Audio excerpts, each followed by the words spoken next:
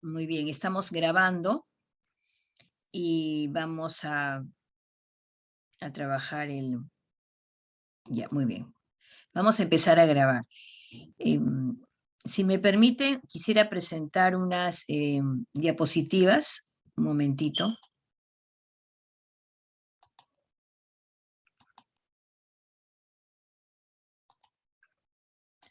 ¿Logran ver las diapositivas? Sí, sí se aprecia, doctora. Sí Sí, muy sí se bien. ve, sí. Gracias. Bueno, en realidad es una tarde para reflexionar, ya que voy a ponerle un modo completo, creo, para que lo puedan ver mejor. Me parece que así lo ven mejor. Ya, ahora sí, ¿no? Está completo. Bueno, es una tarde para reflexionar sobre este problema tan importante en materia de derechos humanos como es el tema de, ¿no? de las personas con discapacidad, sobre todo cuando son víctimas de violencia, ¿no? Tanto de violencia de género como violencia intrafamiliar. Vamos a recordar algo muy importante que viene a ser todo este sistema de protección que ustedes, yo me imagino, ya conocen, ¿no? Cuando hablamos de la protección de los derechos de las personas con discapacidad, y luego para entrar al problema, que vamos a ver un caso, nos lleva a conocer de manera obligatoria todo el sistema de protección internacional. Todo esto emerge de básicamente los tratados de derechos humanos a favor de las personas con discapacidad. Y tenemos dos grandes instrumentos en el caso peruano, fundamentalmente la Convención ¿no? Sobre los derechos de las personas con discapacidad, pero cuando ya nosotros tratamos el tema también de la violencia, tenemos que aplicar lo que se dice en la propia ley y también en la doctrina nacional e internacional del enfoque de interseccionalidad. Es decir, cuando una persona con discapacidad es víctima de violencia, todo el sistema de protección, principalmente las medidas de protección que se les va a aplicar, están ubicadas dentro de este sistema de protección relativo también a la mujer, ¿no? Entonces tenemos que identificar que en la discriminación estructural, porque el principal problema de la violencia contra la mujer, la causa ya se identificó así con el diagnóstico que ha hecho el Estado peruano a través de sus políticas públicas, tanto en el caso de la mujer, ¿no? Y de la persona con discapacidad, el enunciado del problema público es la discriminación estructural, ¿no? Hacia estas personas. Pero cuando confluyen diversos factores de vulnerabilidad en una persona, en una mujer, estamos hablando de la aplicación del enfoque de interseccionalidad, porque ahí tenemos que aplicar el marco de protección para las personas con discapacidad, todo este sistema que comprende lo que ustedes han visto hasta hace poco, que es el modelo social de la discapacidad. El modelo social de la discapacidad que se ha instaurado en nuestro país obliga al Estado peruano a modificar todo el sistema normativo que esté contra ese modelo, o adecuarlo o a derogar algunas normas que contravienen el modelo social de la discapacidad enfocado en que el principal problema, ¿no?, está en las barreras que tienen las personas con discapacidad, las barreras que las encontramos en el entorno, que las encontramos en las actitudes de las personas, que son principalmente las barreras más difíciles de vencer. Porque cuando hablamos de estereotipos de género, como ustedes deben conocer, además de estereotipos de género, existen estereotipos de discapacidad. Los estereotipos de discapacidad que van a combinarse muchas veces con los estereotipos de género, o no necesariamente combinarse, porque a veces hay contradicciones entre ambos, y vamos a ver ejemplos, van a ser la causa de la violencia contra estas personas con discapacidad. Tenemos que el Comité de los Derechos de las Personas con Discapacidad ha identificado una problemática muy interesante, inclusive le ha dedicado una observación especial, observación general número 9, sobre los niños, niñas y adolescentes que tienen discapacidad y que son víctimas de violencia, que son víctimas de violencia no solamente por la discapacidad, por el hecho de ser niños, todos estos factores que confluyen en una sola persona.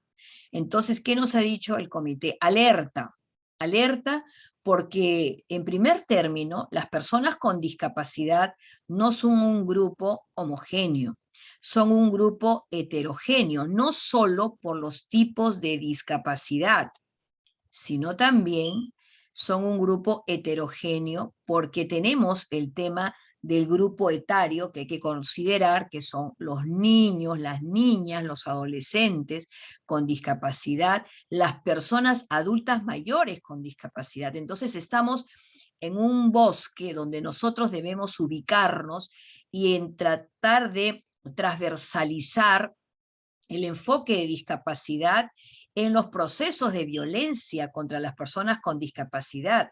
¿Qué significa esto? Significa que el operador tiene que identificar la barrera para derribarla y hacer posible el ejercicio pleno de los derechos de las personas con discapacidad. ¿Y cómo nos ha enseñado el modelo social a derribar las barreras? Nos ha dicho, ustedes, operadores, deben identificar las barreras para derribarlas, pero a su vez deben aplicar las medidas de accesibilidad correspondientes que están en las leyes, o si estas no están en las leyes y no son suficientes para aplicarse a nivel procesal, entonces vamos a hablar de los ajustes razonables. Y existen ajustes razonables en materia de proceso y de procedimiento administrativo, de proceso judicial y de procedimiento administrativo.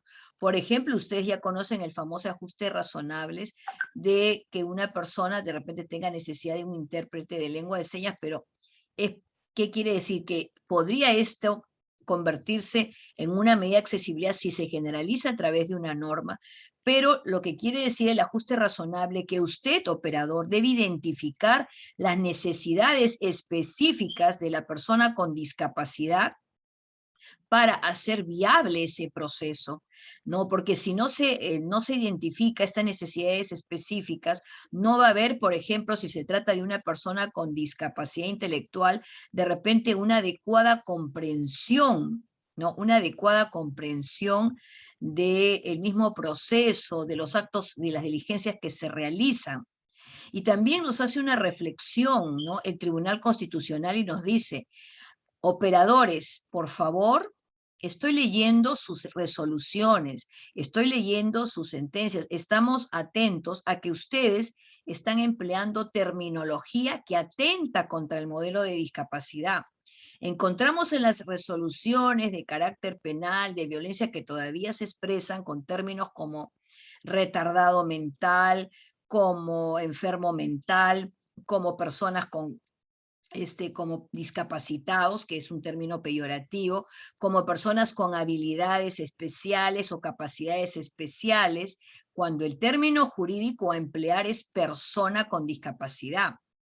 Entonces, llama la atención en esta sentencia del Tribunal Constitucional, que es un tema relacionado a una persona con discapacidad, dice, reflexionen sobre el lenguaje que están empleando, porque si nosotros queremos cambiar, queremos derribar las barreras actitudinales, tenemos que empezar por entender entender que esos conceptos, que esas definiciones corresponden a un modelo obsoleto, derribado, derogado por el modelo social.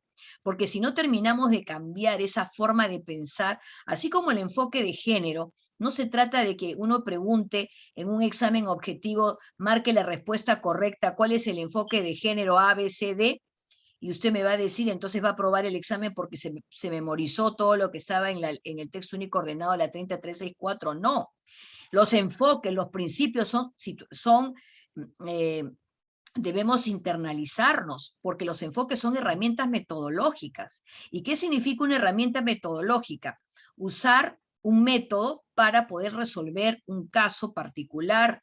En este caso, si yo quiero resolver un caso de persona con discapacidad, yo tengo que emplear el método del enfoque de discapacidad, que consiste en identificar la barrera en primer término, segundo, la manera de derribar la barrera, repito, a través de una medida de accesibilidad, en caso de que no exista un diseño universal, y no existe una medida de accesibilidad, un ajuste razonable, si se trata de un proceso de violencia, un ajuste razonable en el proceso, de un proceso administrativo, un ajuste razonable en el procedimiento, ¿no?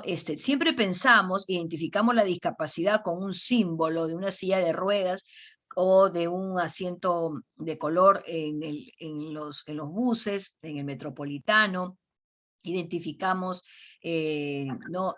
Simplemente creemos que ahí se agota el tema de la discapacidad. Pero recordemos que hay diferentes tipos de discapacidades.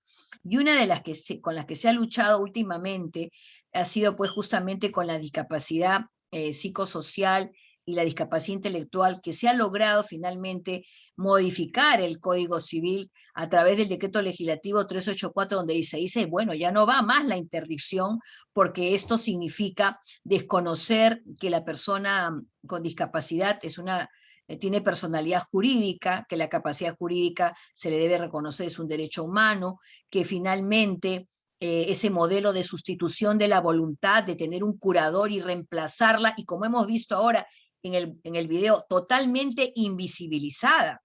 ¿Por qué invisibilizada? Porque ¿cómo es posible que el médico se dirija a la otra persona que la acompaña? Tenemos una serie de problemas que no solamente debemos empezar en cambiar la mentalidad de los operadores, sino considero que el propio entorno familiar, porque si no existe un sistema proteccionista donde que la propia familia discapacita a la persona con discapacidad, también tenemos el caso de los estereotipos de género que acabamos de observar en el caso de las mujeres. Tú no puedes ser madre, tú no puedes casarte, tú no puedes tener pareja, el hombre te va a abandonar, etcétera, etcétera. Entonces, ¿eso qué significa? Eso significa que a la mujer con discapacidad, por ejemplo, se le ve como una mujer asexuada, sin el reconocimiento de sus derechos sexuales y reproductivos.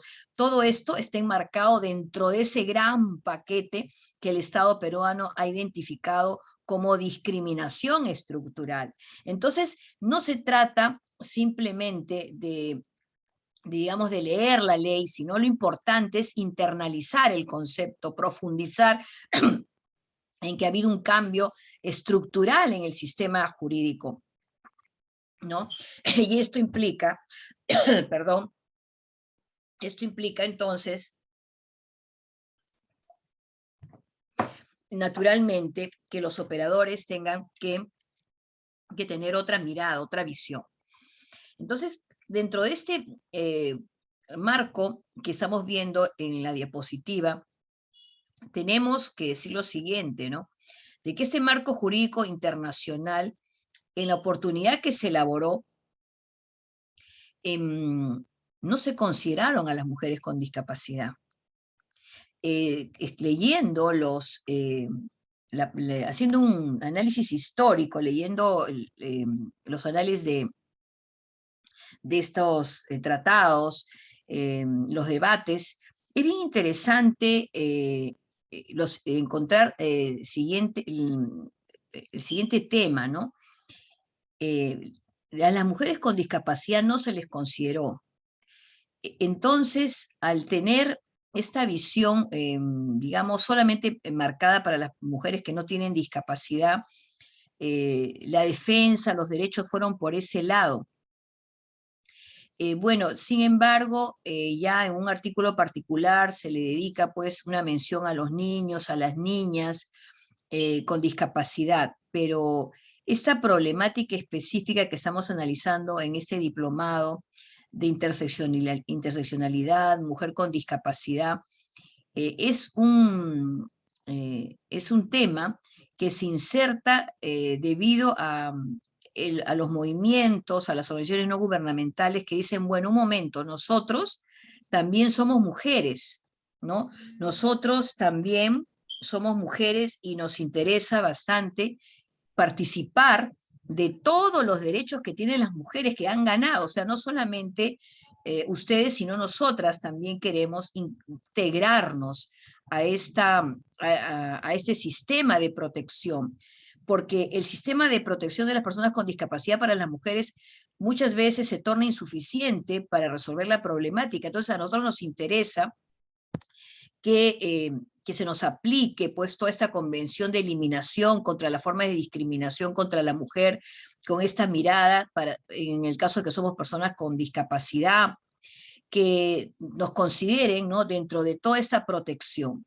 Y bueno, y posteriormente, justamente gracias a este trabajo que hace la sociedad civil, se logra la incorporación del enfoque de discapacidad en la problemática de violencia contra las mujeres, pero ya, digamos, por documentos posteriores a estas convenciones que ustedes observan, ¿no? La Convención de CEDAW y la Convención Belén do Pará. Pero luego CEDAW tiene el comité importantes dictámenes, vamos a encontrar un dictamen muy importante, justamente cuando se trabaja el tema de la violencia sexual contra la mujer con discapacidad. Entonces ya comienza a tener una preocupación puntual por las mujeres con discapacidad. Así que la comunicación que vamos a analizar en algún momento nos va a llevar a concluir que realmente se está aplicando un enfoque de discapacidad. Y luego se dice, bueno, existe la necesidad de interrelacionar tanto el enfoque de discapacidad como el enfoque de género. Por lo tanto, hay como estos factores de convergencia, de vulnerabilidades, a raíz de que en la doctrina internacional surge el concepto de vulnerabilidad, trabajemos esto de manera interrelacionada, articulada, y por esto le llamaremos enfoque interseccionalidad, que nos lleva a decir, bueno, ante una situación de violencia es insuficiente la aplicación del marco jurídico nacional e internacional de protección a la mujer, y recurramos al sistema de protección de las personas con discapacidad, porque es ahí donde probablemente encontremos la solución a la problemática de la violencia contra la mujer en lo que se refiere a las medidas de protección. Porque también hay que recordar que hay otros tipos de violencia contra la mujer que tiene discapacidad, ¿no? Por ejemplo, cuando tiene discapacidad intelectual o discapacidad mental, un tipo de violencia es la sobremedicación, ¿no? La sobremedicación, y un tipo de violencia que en el caso de las personas adultas mayores con discapacidad ya se ha regulado en nuestro país, porque también tenemos ya vigente la Convención sobre los Derechos de las Personas Adultas Mayores en nuestro país a partir de marzo del 2020, donde gracias a esto se ha modificado el reglamento de las personas con discapacidad en el mes de julio, el día 27, donde también hay un tratamiento particular para la violencia, y nos dice, la violencia contra la persona adulta mayor en el tipo de abandono tiene su propia regulación, tiene su propia tipología, un protocolo especial cómo tratarla, porque en realidad esto nos conlleva a justamente aplicar unas medidas de protección, diríamos así, muy especiales, ¿no? Porque, por ejemplo, en el caso de las personas adultas mayor con discapacidad o mujeres adultas mayor con discapacidad, vamos a tener medidas de protección social donde va a intervenir la DIPAM, por ejemplo, a través de medidas de protección social, ya sea de urgencia o no de urgencia o temporales, que luego posiblemente necesiten la ratificación de los jueces, de los operadores, de acuerdo a la nueva normatividad. Y es más, una buena noticia, el tema que ustedes han visto de los apoyos y salvaguardias, que solamente se hacía a través de el proceso no contencioso, ¿no?, el reconocimiento y la designación judicial de apoyos y salvaguardias, hoy en día se puede dictar como una medida de protección de acuerdo a la nueva ley del el nuevo reglamento de la persona adulta mayor. Quiere decir que también podría hacerse sin ninguna preocupación si aplico el modelo social de la discapacidad, no solamente aplicarlo a la persona adulta mayor, sino también aplicarlo a cualquier mujer que es víctima de violencia. Se le podría aplicar sin ningún problema eh, los apoyos y salvaguardias, ¿no? En los casos, en los procesos de violencia, así como es para los casos de las personas adultas mayores. Entonces, estos apoyos, ¿no? Justamente nombrados a través del proceso de violencia, son muy interesantes porque ahí sí estamos incorporando el enfoque de discapacidad sobre los procesos de violencia. Muy bien. A ver, vamos a analizar acá, vamos a revisar. Natalie, ¿qué piensas al respecto? ¿Estás de acuerdo en que dentro de un proceso de violencia apliquemos, el juez dicte medidas de protección de apoyos y salvaguardias? Natalie de mi equipo, doctora.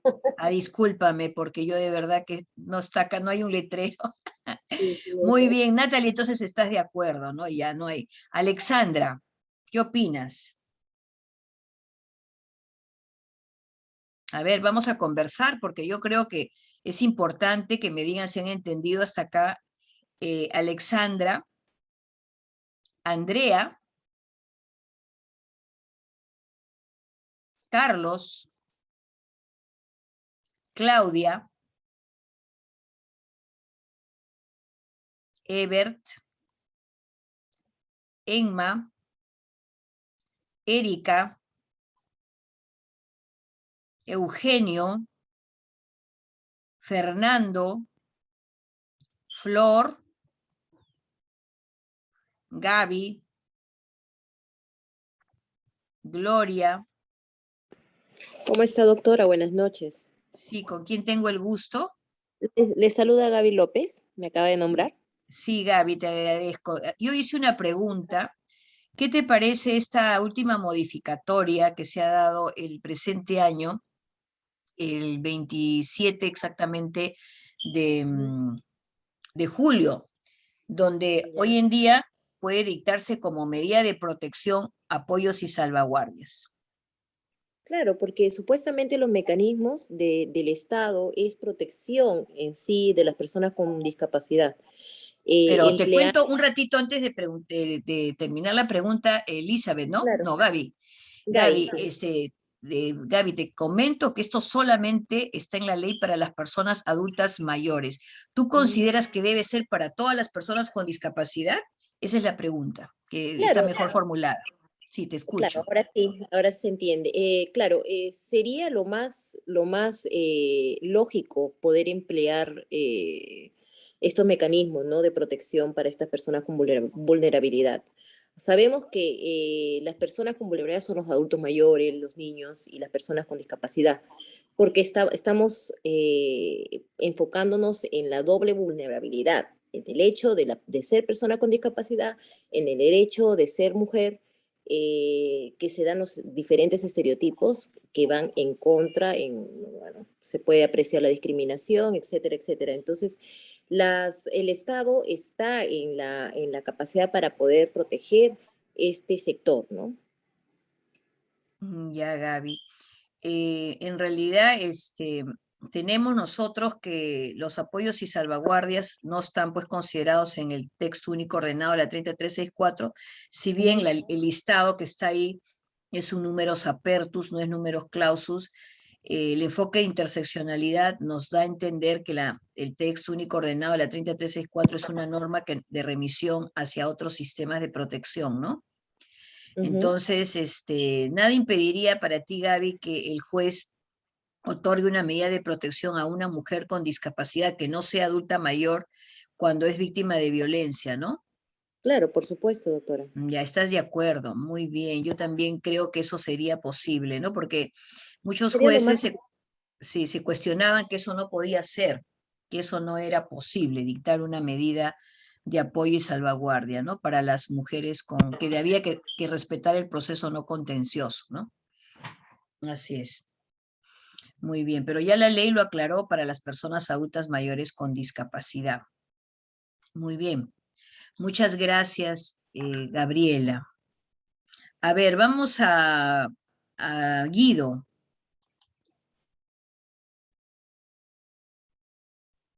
Guido. A ver, vamos a preguntar porque cuando yo converso, cuando yo hablo, parece que estuviera hablando sola. Yamelí.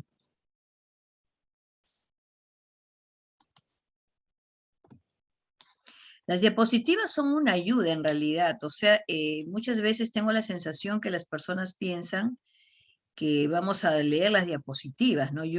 Lo que está en las diapositivas es para mí un material, ¿no? Pero generalmente cuando yo dicto el curso, no, las diapositivas, bueno, son una ayuda para que ustedes respondan las preguntas, intercambiar ideas, pero digamos, es que no es que ahí esté la clase, ¿no? Puede ser que yo pregunte algo que no está en la diapositiva, ¿no?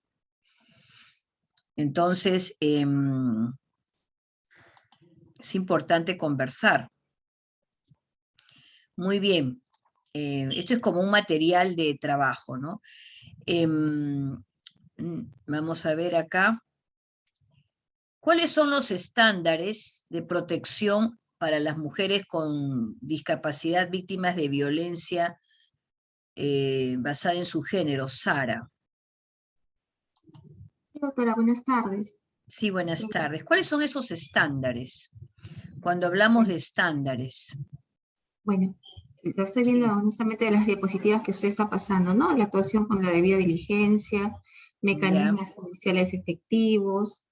Yo consideraría algo más, que es el trato sensible, a veces la empatía para tratar con estas personas. De repente, a veces el día a día hace que uno pierda esa sensibilidad en el trato o en considerar la situación de la otra persona que acude al órgano jurisdiccional, ¿no?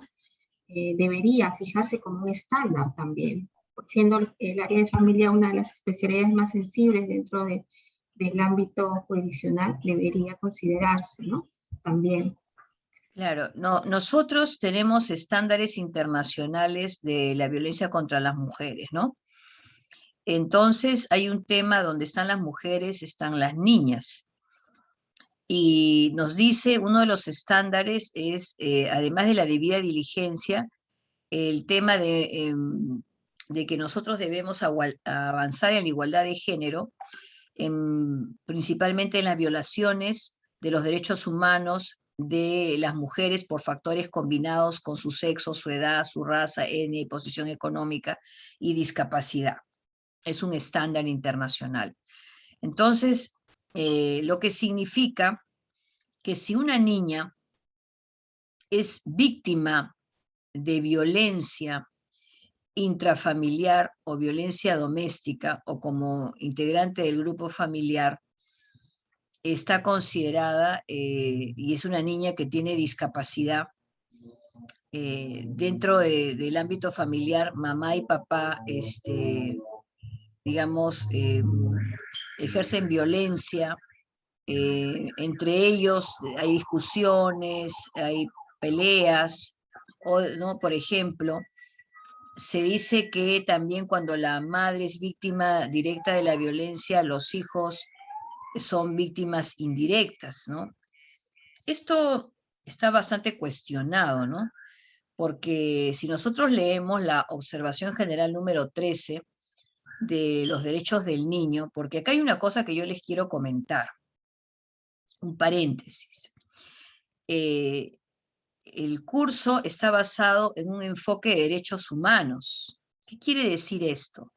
No es que aquí solamente estamos personas que conocemos discapacidad, sino que debemos conocer todo el sistema de protección de derechos humanos de las personas en condición de vulnerabilidad. Y el arte está que cuando se nos presente un caso, combinar, tener soluciones combinadas, exitosas para resolver los problemas de las personas en general, con sus diferentes características o vulnerabilidades. Entonces, vamos a tener, por ejemplo, el caso de la niña que es víctima de violencia intrafamiliar, donde es una víctima directa, ¿no? La ley dice que es indirecta, pero el Comité de los Derechos del Niño dice no. El niño que está dentro de un ámbito familiar violento es una víctima directa. Es la persona que más va a absorber la violencia, por lo tanto ya el Comité de los Derechos del Niño se ha pronunciado en ese sentido. Entonces, cuando hacemos las normas solamente con estancos separados de que mujeres, ¿no? Protección de mujer, protección de niños, protección de discapacidad, protección de migrantes, entonces, simplemente, no sé, tenemos unas anteojeras hacia esa, o trabaja como estancos separados. Nos estamos olvidando que la problemática está pues basada en un enfoque de derechos humanos y tenemos que trabajar con todos los instrumentos del sistema que protegen a esa persona, ¿no? Entonces, mientras que la ley peruana me dice que es una víctima indirecta, es el sistema internacional de protección de la niñez me dice que es una víctima directa. Y también me dice el sistema de protección internacional que los niños necesitan con discapacidad unas medidas de protección, o sea, dice los niños sin discapacidad todavía necesitan una medida de protección especial. Dice especial. Y si leemos la ley del interés superior del niño, la 3466, nos dice como principios del interés superior del niño tienen que aplicarles medidas, ¿no? Tenían que aplicarle la diligencia excepcional. No dice simplemente debida diligencia, excepcional. No, la celeridad, el plazo razonable está con eso.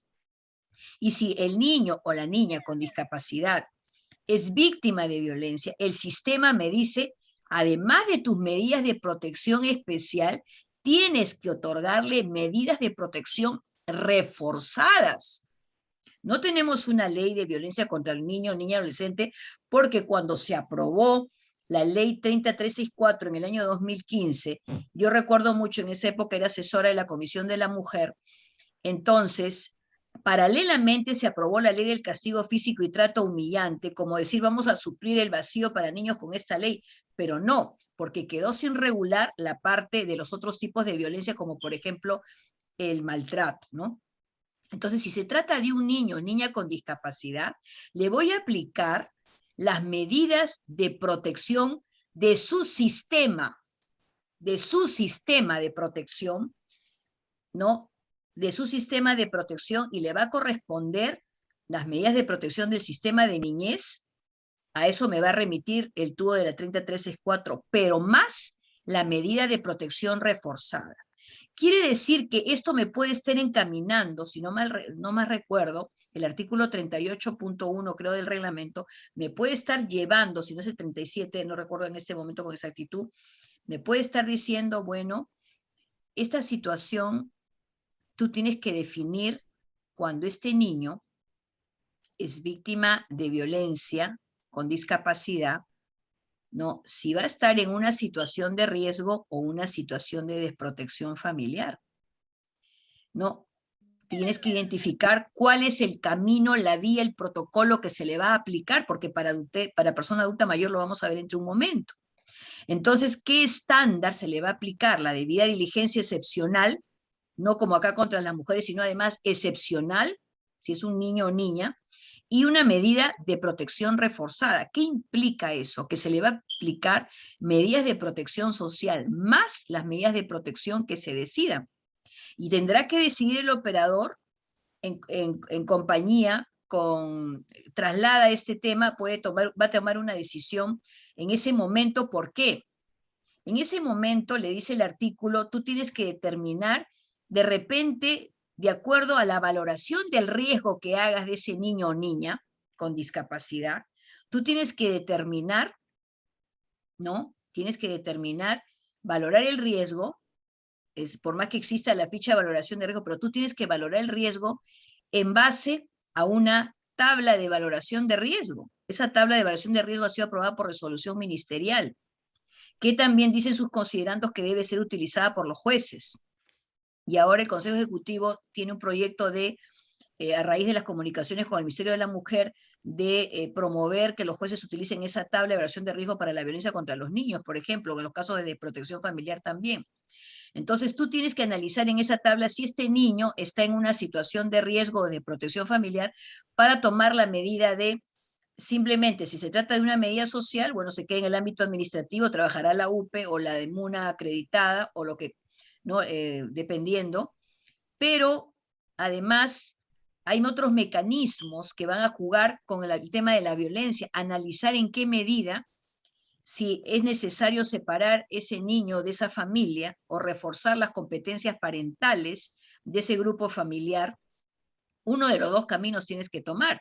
Y te dice la propia ley, puedes otorgar una medida, ¿no? Una medida de acogimiento familiar, le faculta al juez de la violencia por el tema de la emergencia, lo dice textualmente la ley.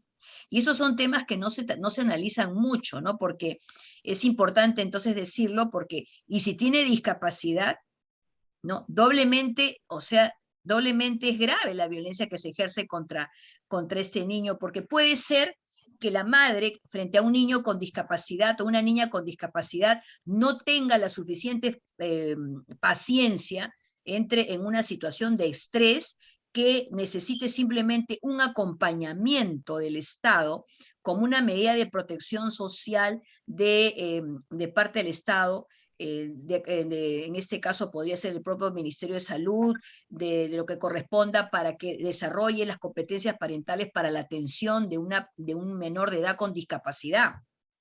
Y ahí podría quedar la solución. Pero si la cosa es grave, como la violencia puede ejercerse, lesiones o de repente hay casos que se han presentado en cortes, casos que yo he conocido, que no les dan de comer, no cubren sus necesidades básicas con la finalidad de que se mueran, porque no quieren tener hijos con discapacidad o hijas con discapacidad. Entonces estamos hablando de que la medida de protección será una medida de protección especial y reforzada, y posiblemente en este caso se tome la decisión de separar a esa niña de esos padres, y tendrá que ser una medida de separación donde se esté planteando también la suspensión de la patria potestad. Fíjense, la suspensión de la patria potestad más la medida de protección, más la medida de protección social, más el acogimiento familiar o residencial. Por eso se dice, medida de protección especial, ¿cuál sería? La medida de protección especial sería justamente el caso de la medida, en este caso social, el tratamiento, etcétera, lo que corresponda. Y cuando hablamos de reforzada, significa de que el acogimiento familiar o el acogimiento residencial va acompañado de la suspensión de la patria potestad. No sé si hasta acá quedó claro, más o menos para poner un ejemplo de lo que significa el sistema de protección de las personas, de los niños y niñas con discapacidad, y en este caso le estoy poniendo el ejemplo de una niña. Quisiera, María, ¿quedó claro o hay alguna duda?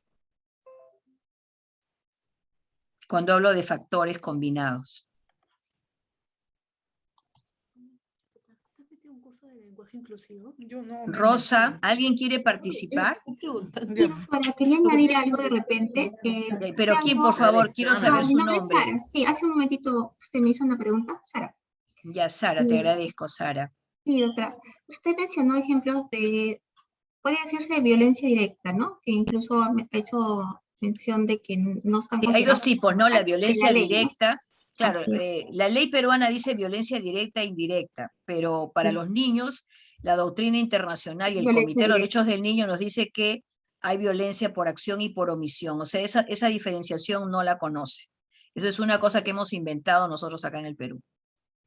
Sí, Así es. a veces ocurre de que no se considera al niño o niña como tal y no se le permite acceder a una persona con discapacidad y debe recibir algún tipo de tratamiento médico o psicológico o psiquiátrico, y los padres no le brindan este tratamiento porque no quieren aceptar de repente esta situación. Exacto. ¿No? Que eso Entonces, es violencia por descuido. Es un exacto, tipo de también, violencia. exacto, es una forma también de violencia. Sí, y lo dice, claro, ¿no? y está en la convención, artículo 19 de la Convención sobre los Derechos del Niño, que eso juega con la Convención, con el modelo social de discapacidad, con la Convención sobre los Derechos de las Personas con Discapacidad. Por eso, yo me digo, esto no es una cosa así, separada, ¿no? Hay que Correcto. trabajar el marco, hay que unir, porque es un tema con enfoque de derechos humanos, ¿no? Claro, Sí, y ahí escucho. había que otorgar las medidas de protección social, pues, ¿no? Exacto. Ujú. Eso Claro. era, doctora. Y cuando se habla de reforzada, cuando se habla de reforzada, cuando se habla de medida de protección reforzada, justamente estoy trabajando un artículo sobre ese tema. Se habla de reforzada, se dice la suspensión va a reforzar al acogimiento familiar, al acogimiento residencial. ¿Y por qué, Sara? Qué buena tu intervención, te felicito, y también la de anterior Vicente. ¿Sabes por qué, Sara? Porque si tú das un acogimiento familiar sin el refuerzo de la suspensión de la patria potestad, los padres agresores todavía mantienen la patria potestad cuando no le ha querido dar de comer o lo han sobremedicado al niño para deshacerse de que no tenga un comportamiento que sea incómodo al niño o a la niña. Entonces, esta situación de gravedad ameritaría que continúen teniendo poder sobre sus hijos de decisión. Ya serían descalificados ya, porque Claro, eso estaría es sancionar, incluso excelente. atenta contra la vida y la Exacto. integridad del menor. Entonces nosotros pensamos en niñez solamente en la medida de protección, pero no nos damos cuenta que sigue vigente la patria potestad. Y entonces ellos pueden decir, bueno, yo soy todavía el padre que tengo la patria potestad. Entonces justamente en los casos de violencia, cuando se habla de reforzadas, te dice, bueno, el acogimiento familiar no es suficiente, porque todavía está vigente la patria potestad. O sea, tú eres un simple acogedor sin tutela. ¿Por qué? Porque ¿cuál sería la medida de protección reforzada para una niña víctima de violencia, una niña con discapacidad víctima de violencia?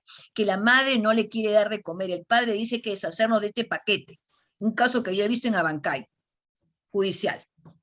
No quieren saber nada. Entonces una monjita encontró a esta niña con discapacidad abandonada, se la llevó a su convento donde tiene el mal llamado orfelinato, que tiene que cambiarle el nombre porque realmente no podemos seguir con ese nombre. Entonces, ayuda a esta niña a sobrevivir. Entonces, se abre todo el proceso, ¿no? Ya estamos ante un tipo de abandono, ¿no? Un abandono. Entonces, en este caso, lo que yo quiero decir que no hagamos tampoco una separación tanto en lo tutelar y lo de violencia, porque al final todo es tutelar. O sea, en materia de una niña o niño con discapacidad. Entonces, quiere decir de que si estos señores han tenido un pésimo ejercicio de la competencia parental, la única forma de proteger a esta niña es suspendiéndole la patria potestad.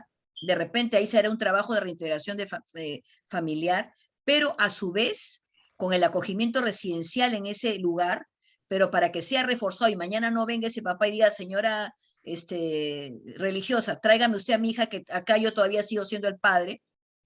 Entonces, la única forma, o también a un familiar, si es un acogimiento familiar o en familia extensa, entonces automáticamente se pierde, o sea, esa medida está endeble, entonces necesita reforzarse con otros mecanismos que para niñez son la suspensión de la patria potestad. Por ejemplo, es un mecanismo que más ahora, en el siglo XXI, más que una sanción a los padres, se ve como un mecanismo de protección a los menores de edad. No sé si quedó claro en este sentido. Doctora, solamente para complementar en cuanto a la ¿Sara? suspensión. Sí, sí, doctora. Ay, qué lindo, Sara. Creo que tú y Gaby son las únicas alumnas. Pero bueno, pues podemos conversar toda la noche, no te preocupes. Ya. Gracias. La suspensión de la patria potestad está regulado en el 463 del Código Civil, que Claro. justamente habla, ¿no? Cuando hay la dureza excesiva, ¿no? Sí, pero también está en el 1297, ¿ah? Ok, El correcto. 12.9, claro, en el 1297 está regulado como un mecanismo que juega con el acogimiento. Entonces, por eso yo decía, el TUO 30364 juega con el 30493 y con el 1297 sus modificatorias y reglamento. Ahí sí está especificado de manera más clara, ya no en el Código Civil, sino ahí ya está más desarrollado, más desarrollado para la temática. Exacto. Sí, correcto, correcto. Y luego luego de un proceso de tal vez sensibilización, de que los padres puedan entender mejor la situación de su hijo o hija con discapacidad, podría restituirse, ¿no? Porque finalmente no es que van a perder para siempre, y así como en la vida civil también Claro, se puede restituir la patria potestad sí. del mismo modo en la Claro, vida lo que tutelar, pasa ¿no? que ese Garantía. concepto, claro, lo que pasa que el concepto de la patria potestad ya varió bastante, ¿no? Ahora hablamos de comportamientos parentales y de competencias parentales. Entonces, ¿en qué medida se puede restituir? Claro, en la medida que se haga una adecuada reintegración social, eso sí es correcto. Gaby, te escucho. Gracias. Doctora, claro, y reforzando eso, supuestamente estamos hablando de una suspensión, Exacto. cual los denunciados tendrían que pasar por una terapia obligatoria, una terapia de reeducación psicológica Sí, para saber si están aptos sí. para poder tener a los niños, ¿no? Sí, es Estamos, muy difícil a unos padres, o sea, los padres generalmente no saben qué hacer con sus hijos con discapacidad. Entonces, o tienen un sistema proteccionista o tienen un sistema de reacción agresiva y generalmente en las zonas más pobres o extremadamente pobres de nuestro país es así, sí, efectivamente, Gaby.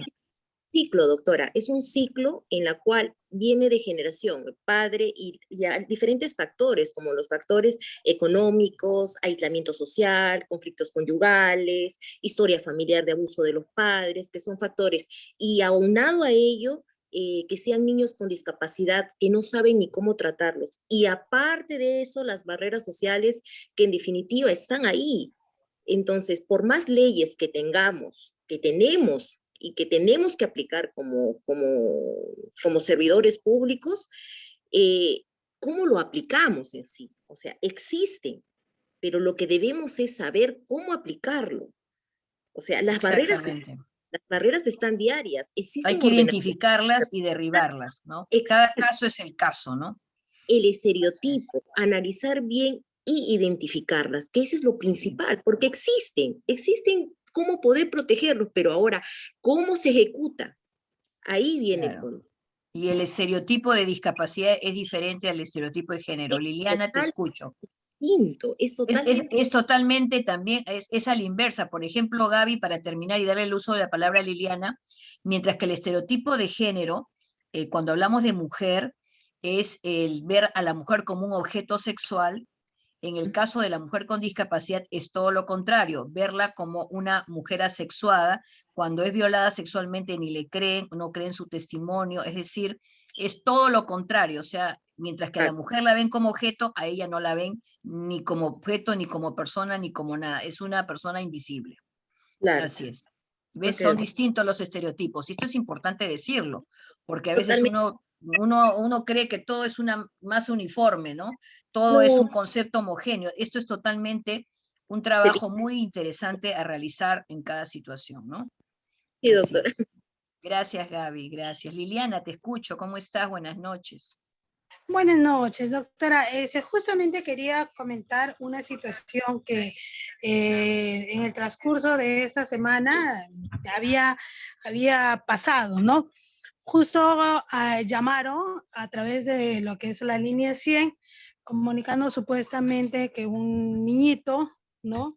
Una persona quien al parecer tendría cierta discapacidad viene siendo víctima de violencia. No, al momento que he intervenido con la profesional, que en este caso tuve que intervenir con una psicóloga, eh, no, en la casa conversando, antes de intervenir, conversando con los vecinos, ¿no? Indicaban sí, pues que se escuchaban los gritos, que eran constantes y todo. Y al momento que intervenimos, tratar de conversar con la mamá, porque en ese momento se encontraba la mamá. El detalle es que la mamá nos proporciona los documentos que el niñito tiene el síndrome, es autista. No, claro, Entonces, sí. también es entender, ¿no? Porque ponernos en la situación de la familia que en muchas oportunidades ante un niño que tiene esta discapacidad que es el autismo, Sí, es ¿no? difícil. Es un poquito también difícil saber controlar y yo me puse en un momento en la posición de la madre, porque yo la noté Fuiste a la madre. empática, totalmente empática, claro. Sí, o sea, verla la mamá y su impotencia de no saber cómo manejar a una madre joven, cómo manejar esa Sí. situación. de que tiene un niñito así, y los vecinos como que sí, lo escuchamos, pero no saben el trasfondo del por qué el niño genera o se escucha esos gritos, porque es justamente un niñito que tiene autismo y que vive su mundo, y que su mundo es de él nada más, y las demás personas que estamos fuera de él no lo entendemos. O sea, en ese aspecto también creo yo que es tratar de sensibilizar a las personas, ¿no? Y hacer, a entender a las personas que están con discapacidad.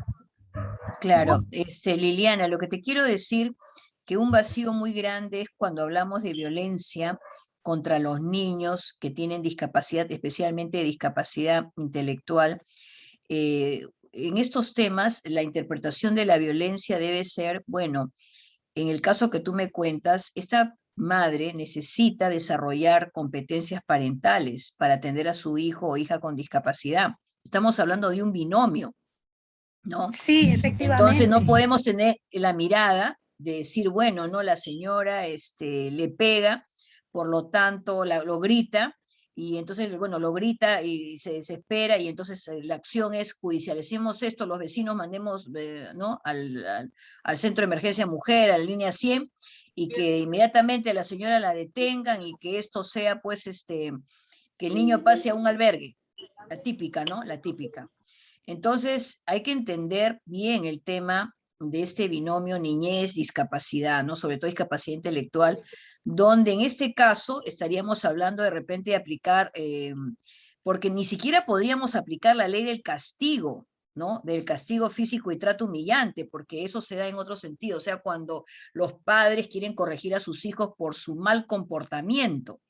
Aquí estamos hablando de una situación de estrés de una persona que está ejerciendo violencia y que ambos necesitan la ayuda del Estado, ¿no? Ahí se necesita pues el desarrollo de competencias parentales para mejorar sus comportamientos parentales, pero también que entienda la discapacidad la madre, el padre y sobre todo el entorno social que los rodea, ¿no? Y esta situación es bastante compleja, por eso quise traer este tema ahora en la noche, porque veo muchas situaciones de discapacidad intelectual donde se generan problemas de violencia, ¿no?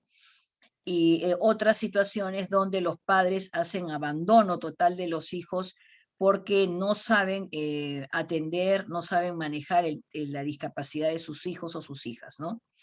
Y esto es importante conocerlo, ¿no? Y reflexionar qué medidas especiales necesita este niño, como eso repito, no solamente las medidas de protección que están colgadas en el texto único ordenado, sino el sistema de protección de las propias medidas especiales en discapacidad y las medidas de protección para los niños con discapacidad, que es un tema, y para las niñas con discapacidad, que es un tema aparte. Porque cuando hablamos de personas adultas decimos apoyos y salvaguardas, ajustes razonables, las medidas de accesibilidad, el diseño universal, etcétera, etcétera. Pero en materia de niñez, donde ahí arranca el problema, ahí estamos hablando de otro tema que tiene otra mirada, otras aristas, por ejemplo, en el tema de educación, ¿no? La educación inclusiva, cómo se debe entender. Ese es otro tema, ¿no? Otro tema pendiente. Pero en materia de violencia, hay que marcar tener claridad en qué solución se le van a dar este tipo de problemas, ¿no? De violencia. ¿No? Estamos hablando de que estamos en una situación de riesgo, no de protección familiar, en este caso, Liliana, ¿no? ¿Qué te parece, Liliana? Está en riesgo, ¿no? No está en desprotección familiar. Efectivamente. Y justo, doctora, y no solamente, digamos, al margen de las personas con discapacidad, sino también a la niñez o a los niños en sí, porque mire, le comento, ahora he tenido un caso que justamente por esto, y disculpando la demora, de una menor de 13 años, que lamentablemente la madre falleció con cáncer, y el papá es quien estaba al cuidado de la menor. El papá se ha comprometido y tiene un hijo con este nuevo compromiso y está gestando la señora. ¿Qué es lo que pasa? Han llamado a la línea 100 indicando de que escuchan los gritos de la niña de 13 años y los golpes y todo, el llanto de la niña. Hemos intervenido y efectivamente cuando la psicóloga evalúa a la niña, la niña le indica que sí, pero la niña con cierto temor, sus manos, su cuerpo temblaba y decía, no le digan nada a mi papá, por favor, no le digan nada a mi papá. Entonces, yo traté de persuadirlo al papá y nos hemos ido a la comisaría. Hemos intervenido en la comisaría y ahí, al momento que la niña ha estado nuevamente con la psicóloga tratando de tranquilizarla, la niña le ha indicado a la psicóloga de que la madrastra le ha dado el día de ayer con el palo en la pierna y tiene un hematoma. Entonces, de inmediato he tenido que yo coordinar con la fiscalía, pero el fiscal bien pasivo, lo noté al doctor bien pasivo que me dijo, bueno, doctora, solicitaremos pues las medidas de protección y ya el juez tendrá que dictarlas. Y le digo, doctor, mire, mis funciones terminan hasta acá. Yo le estoy poniendo conocimiento, le estoy diciendo el riesgo, la niña se regresa con el papá. Todo eso lo que hemos hecho por protegerla a ella Claro. va a quedar en nada. Pero yo no tengo ningún inconveniente, usted es el que va a disponer, pero eso sí, yo veré qué acciones legales hago en contra de la disposición de usted, porque mañana más tarde la niña va a seguir siendo víctima y posiblemente hasta la pueden matar. Entonces el doctor me dijo, no doctora, vamos a ver, pero ¿hay algún familiar ahí? Le digo, sí, el tío materno está acá. Entonces Claro. hemos tenido que volar Para que el así. juez... Y el fiscal me dice, bueno, doctora, no vamos a esperar a que el juez disponga. Ahorita voy a levantar mi acta y que se lo lleve el tío. Que se lo lleve el tío. Ellos pueden dictar una medida de, tiene un nombre, en ese momento no me acuerdo, sí. tiene un nombre, una medida de... Una medida provisional en el provisional, acta. sí. Y ya, lo único que me quedó es tratar de tranquilizarla a la niña y decirle, hija, no te preocupes, vas a ir con tu tío, no vas a ir con tu papá, y quiero que estés tranquila. Y la niña, su mirada, su rostro, sus ojos llenos de lágrimas. Y le dije, ten tranquilidad, hija, mañana vamos a hablar, el señor mañana lo trae, al tío le dije, mañana lo trae, que necesito conversar con ella. Y ya la dejé tranquila, porque incluso coordiné con la profesora para corroborar si la niña realmente estaba estudiando. O sea, la niña no la hacían estudiar, ingresar a sus clases, por tenerla la niña cosiendo, porque tienen una pequeña fábrica de confección, ¿no? Y la tenía la niña hasta tarde cosiendo.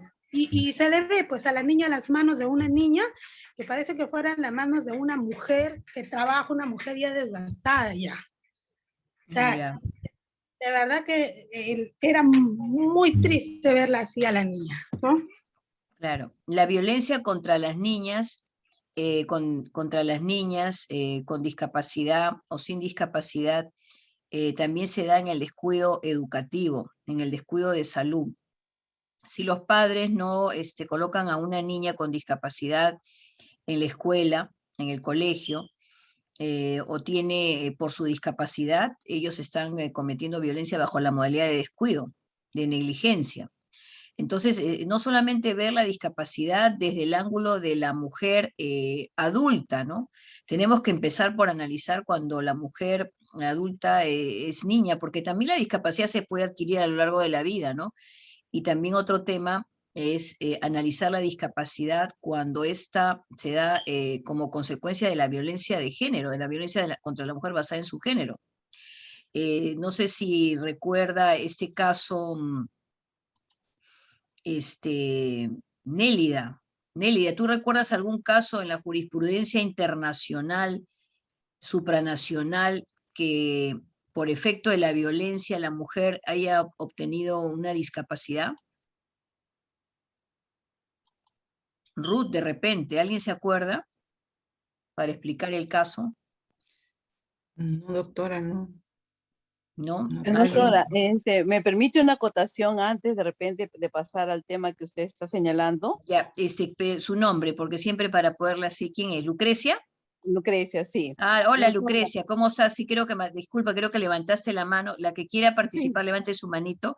Sí, te escucho, Lucrecia, para no pasar a otro tema. Está muy interesante, Lucrecia, sí. Exacto. Sí, quería acotar, doctora, hablando de las medidas de protección reforzadas que usted señalaba hace un momento, ¿no?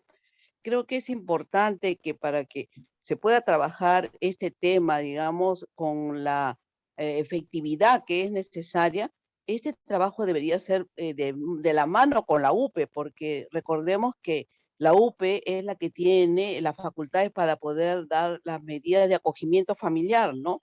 Entonces, un juez con la UPE que pueda trabajar, digamos, en la medida con la mayor viabilidad, es que podríamos tener mayor efectividad de poder dictar estas medidas de protección reforzadas. Claro, ¿No? el juez Sí. lo que hace en el momento, la ley le faculta dictar la medida de acogimiento familiar, seguramente, pero hay una cosa, yo he conversado con varios jueces y no todos aplican la tabla de valoración de riesgo para aplicar la medida de acogimiento familiar. Entonces, no solamente es, como usted bien dice, entregar el caso a la UPE, sino trabajar de manera coordinada con la Unidad de Protección Especial. Exacto, de manera coordinada. Exactamente, exacto. de Yo manera pienso que articulada. sí. ¿Por qué? Porque ahí podría, muy importante, regresar el caso al juez, como dice el 1297, para que el juez ratifique digamos, recomendado por la UPE, sobre todo cuando se trata de la suspensión de la patria potestad, porque la UPE no puede suspender la patria potestad, el único que puede Claro. suspender es el juez, sí. Toda la Pero razón. deberíamos ¿Quién es? tener Ruth, un ¿no? trabajo, Ah, no, Lucrecia, digamos, perdón.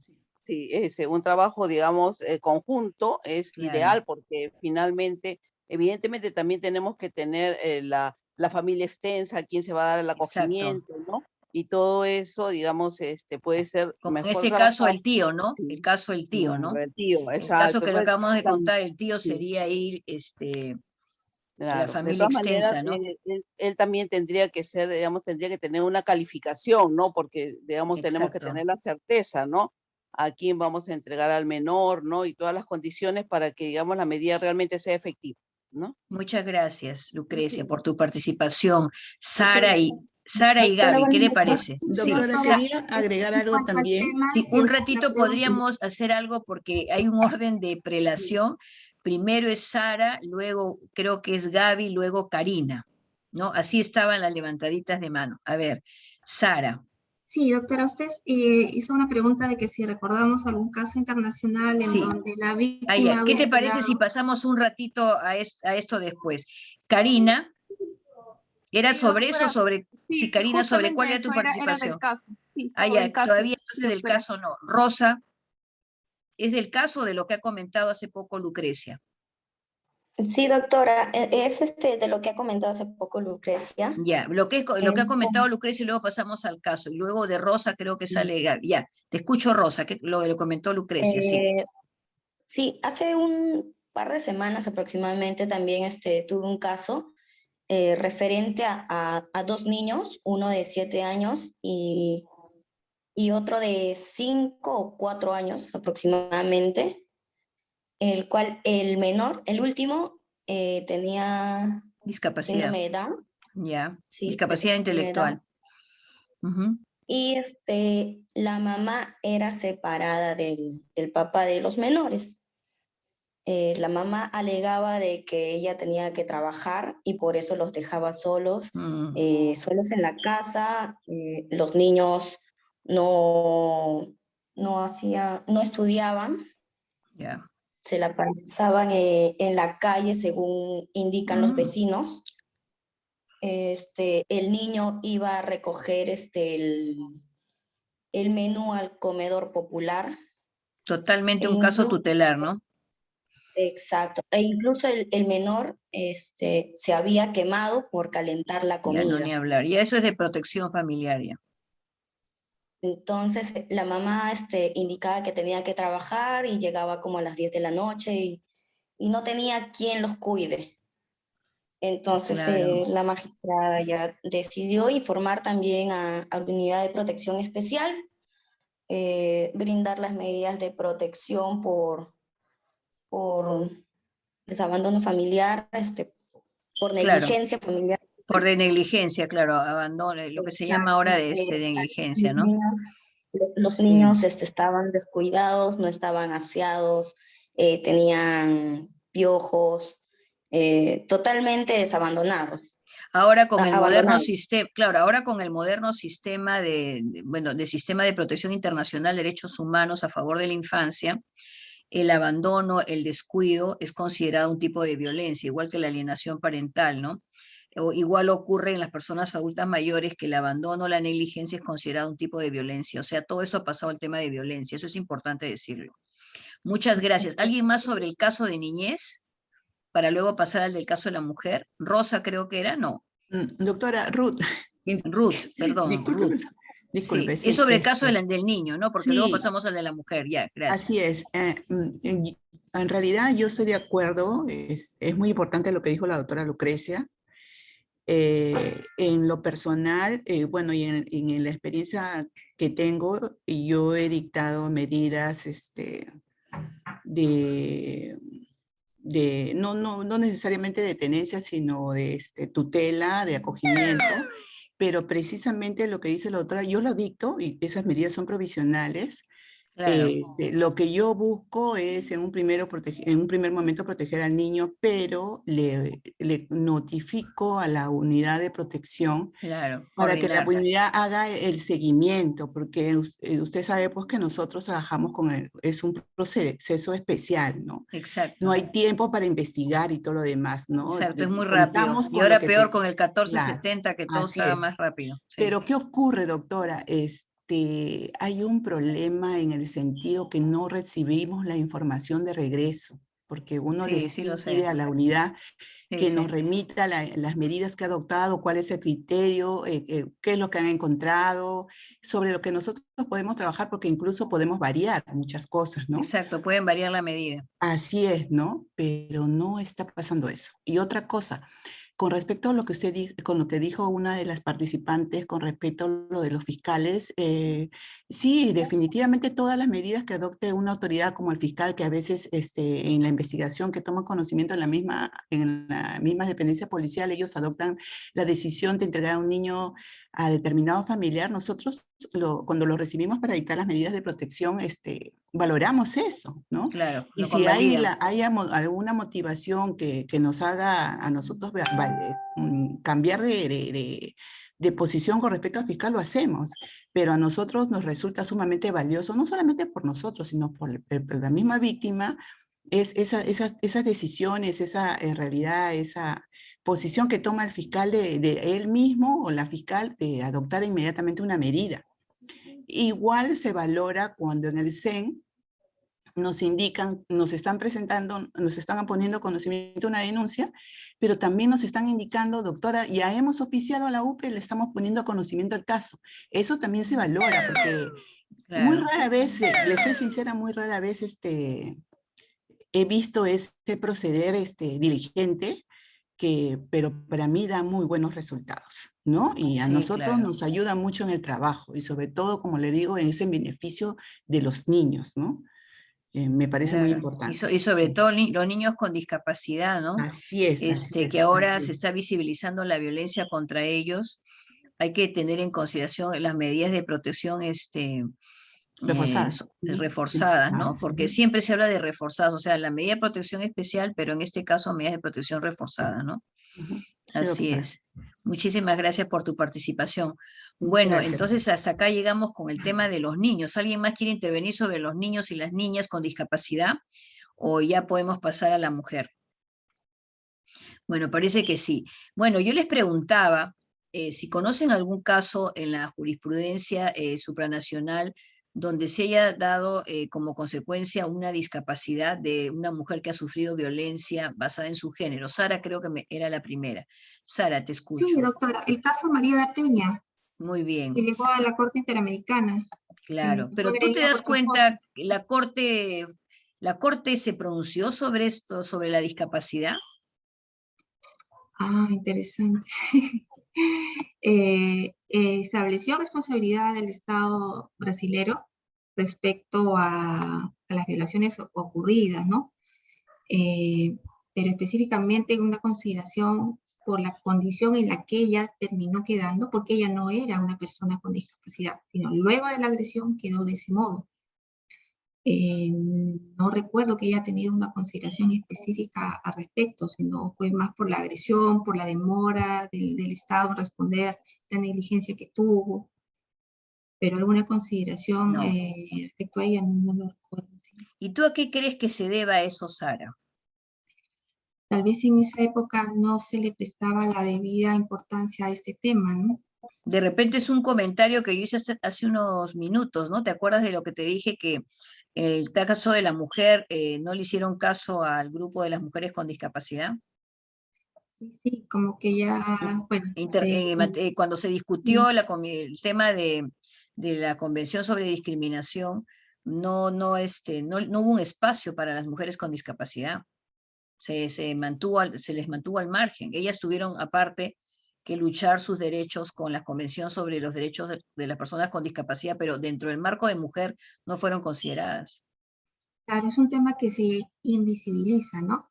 Recién está siendo escuchado y hasta la actualidad inclusive cuesta, ¿no? Hay mucho, aún hay mucho, se podría, no que pan por ganar, pero hay mucho que luchar aún para que esto sea oído, sea valorado y sea por parte de las autoridades tratado con el debido respeto.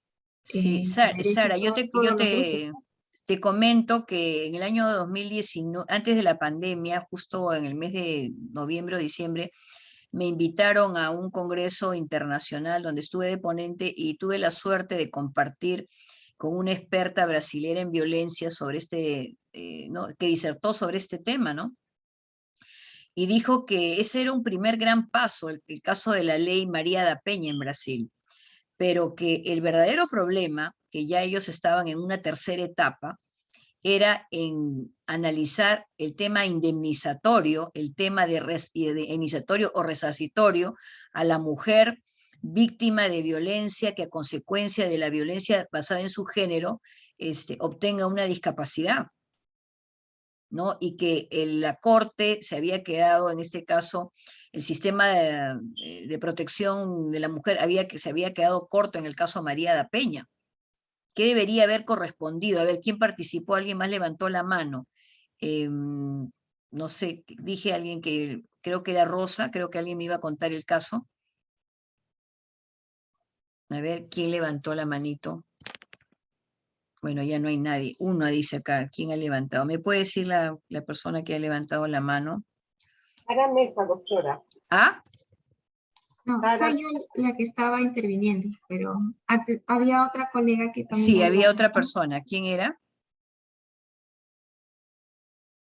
A ver, hay dos participantes. ¿Me pueden ayudar? Yo no veo las manitos.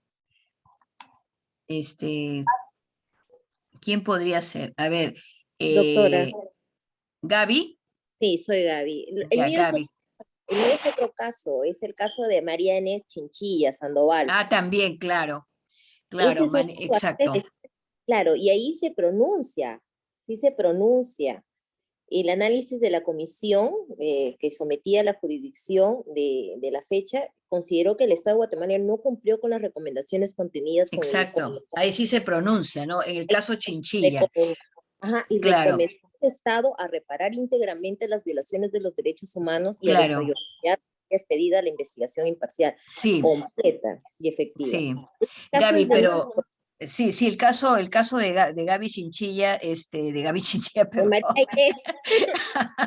Disculpe, el caso de Chinchilla, sí, claro, ese es un caso típico que lo vamos a ver, un caso típico del análisis de la discapacidad, ¿no? El enfoque del modelo social. Pero ella adquirió la discapacidad. Claro, es un caso de adquisición de la discapacidad dentro de este ámbito penitenciario, ¿no? Que a consecuencia de esto ella muere, pues, ¿no? Como tú sabes, muere pues a raíz de que tiene un accidente en la silla de ruedas. Entonces yo la pregunta que te haría, Gaby, ¿cuál ha sido la causa de la muerte? ¿La causa de la muerte cuál ha sido? Es la negligencia para mí de las personas que están... Claro, pero la verdadera causa de la muerte con un enfoque de discapacidad, ¿cuál sería si tienes que marcar la respuesta correcta? ¿Cuál sería?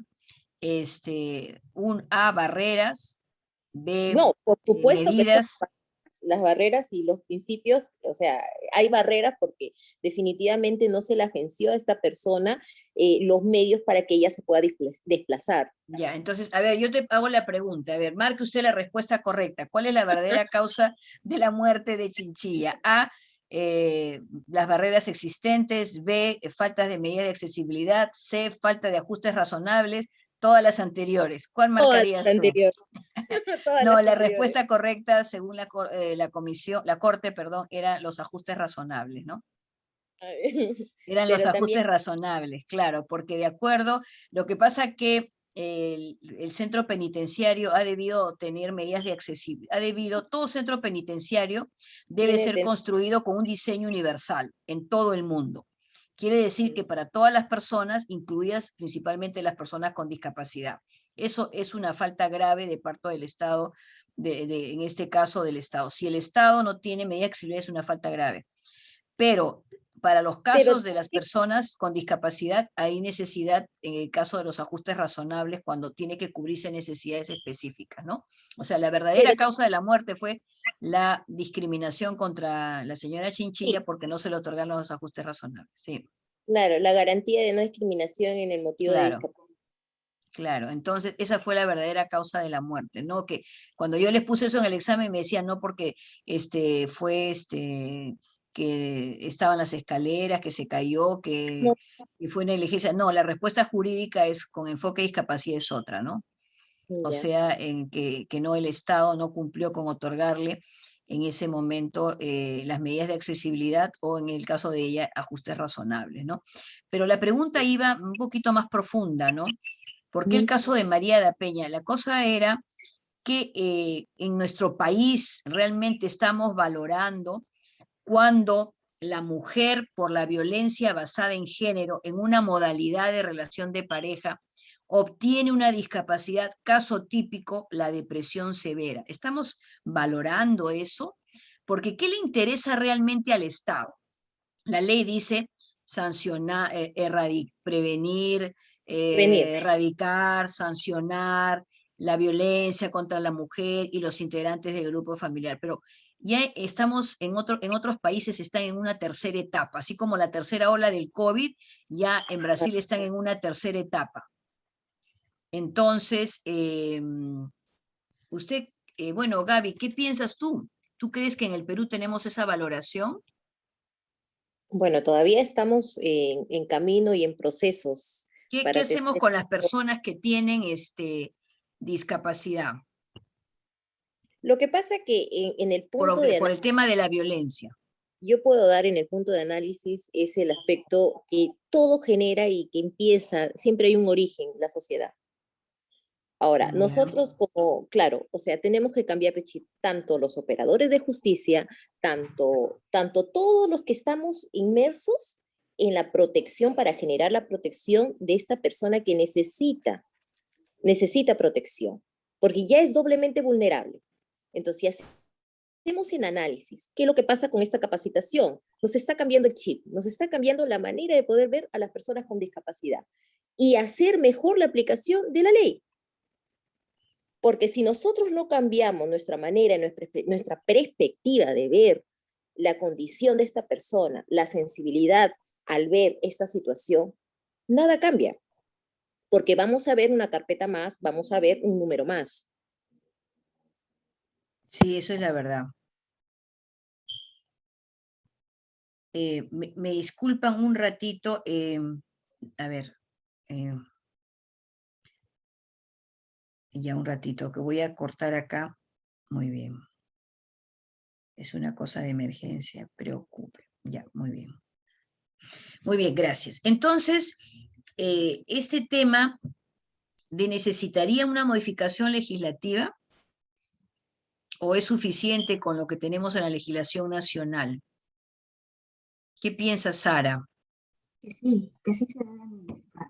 Debe haber una mejora en nuestras leyes al respecto para un tratamiento adecuado.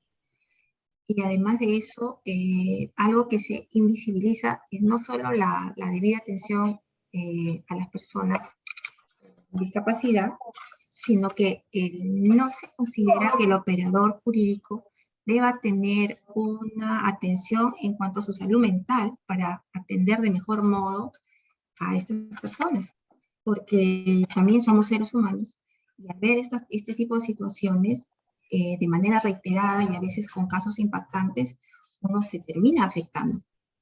Y eso se refleja luego en el tipo de resoluciones que emitimos o en la deshumanización propia de nuestras labores. Entonces, así como hay un plan a nivel nacional que viene implementándose ya hace 2 o 3 años en temas de salud mental a toda la población, también debería considerarse de manera obligatoria un plan de salud mental para los operadores de justicia, en especial para los operadores de justicia en el ámbito familiar, ¿no? Eso es lo que considero. Ya, gracias. ¿Alguien más que quiera opinar? Gaby, otra vez, dime, a ver, te escucho. Doctora, no bajé la mano, pero en sí Ya. es el criterio que dice la compañera en el sentido de sensibilización, ¿no? Sensibilización del aspecto social, sensibilización para poder adoptar y poder identificar los estereotipos, más en las personas con discapacidad y más si es mujer con discapacidad, ¿no? Ya, pero la persona como víctima de violencia que adquiere una discapacidad, ¿solamente es merecedora de una medida de protección? No, doctora, no tiene que ser, también tiene que haber un salvaguarda, tiene que haber diferentes medidas que puedan asegurar el cumplimiento de esa medida. Por ejemplo. A ver, en el caso, a ver, un caso que me haya tocado con discapacidad. No, o sea que la persona obtenga una discapacidad por el tema de la violencia, ¿no? Claro. Causada por la violencia de género. Claro, porque si es causada por la violencia de género, lo que tenemos que es protegerla, ¿no? O sea, solamente dejamos que ella haga su medida, que ella tenga su tratamiento psiquiátrico, porque es psiquiátrico, en un centro de salud público. ¿Qué merece esta mujer que por causa de la violencia basada en su género obtiene una discapacidad? No, el Estado peruano no se ha quedado corto en eso. ¿De qué sirve solamente sancionar al agresor y solamente la medida de protección, que al final una medida de protección es temporal, ¿no? Y que puede ser, puede cesar la violencia? Todavía estamos, me parece, en mi opinión, estamos en un proceso. Todavía nos falta bastante, todavía falta seguimiento, porque ahí no queda. O sea, claro. damos terapia, damos, qué sé yo, impedimento, acercamiento, qué sé yo, todas las medidas que estamos para proteger, pero si no hacemos seguimiento. ¿Cómo continuamos? O sea, si bien es cierto la ley, la 30.364, es una ley totalmente rápida, totalmente, de 24 a 48 horas se resuelve. Claro, a veces no hay un análisis porque no hay tiempo. Claro, pero luego... Ya, es preventiva, porque luego va a la fiscalía se encarga de la investigación. Pero ahora, inicia análisis, o sea, ¿cómo se hace el seguimiento? O sea, ya, perfecto, lo dejamos muy bien, muchas gracias, y ha ido más. Entonces, ¿dónde está el Estado? O sea, ¿cómo vamos a poder proteger si no hacemos un seguimiento respectivo? ¿Y quiénes están los encargados? ¿Quiénes están los combinados a poder hacer ese tipo de seguimiento? Lo hacen, lo cumplen. Es como dice la otra doctora, o sea, mandamos un informe o solicitamos un informe de la UPE. ¿Lo cumplen remitirlo? No, porque no hay un seguimiento.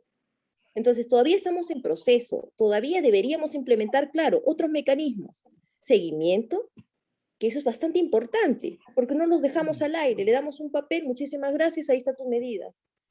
Pero ¿cómo sabemos si hay un seguimiento? ¿Cómo sabemos si se cumple realmente en la realidad, en el contexto?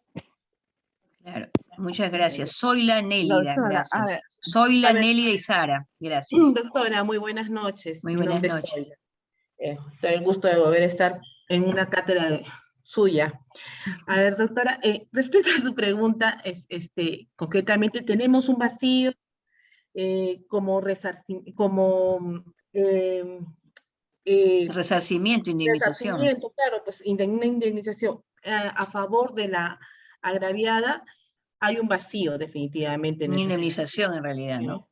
Sí, no hay algo objetivo, y esto pues ya se vería básicamente en el área penal, ¿no?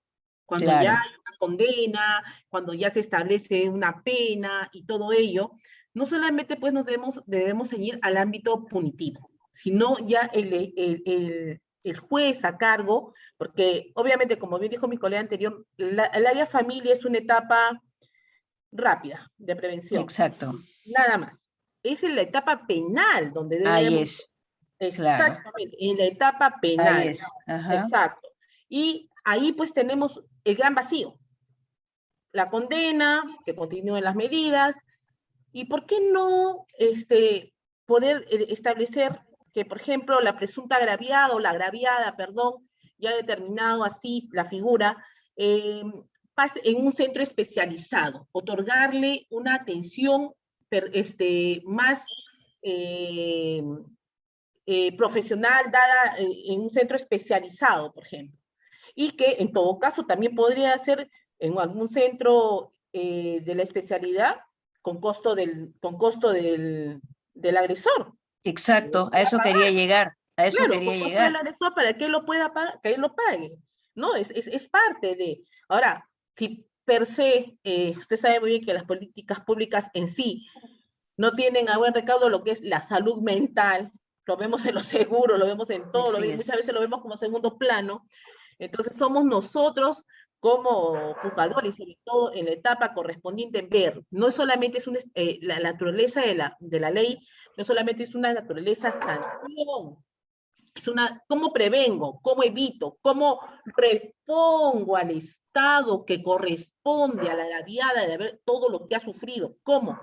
Con medidas efectivas, con resarcimientos, asegurar que tenga una reincorporación al hogar, a la sociedad, que en muchos casos, en una tentativa de feminicidio, por ejemplo, ¿cuánto va a costar?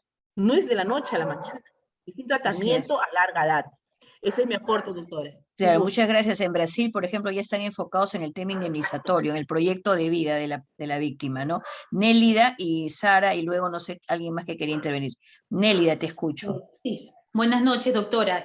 Acotando a lo que ya han dicho las doctoras que me han antecedido, sí, pues es cierto que todavía se ha dejado de lado un poco la indemnización hacia la víctima de violencia en situación de discapacidad, pero esto como corresponde ya netamente al área penal, ¿no? Nosotros Exacto. en el tema de medidas de protección tenemos que dictar las medidas encaminadas a minimizar, ¿no? Ese tipo de daño que ellos han sufrido, ¿no?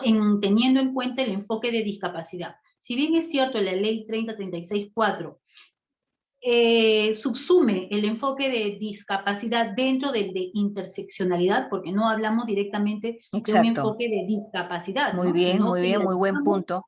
Exacto. Generalizamos en el enfoque de interseccionalidad.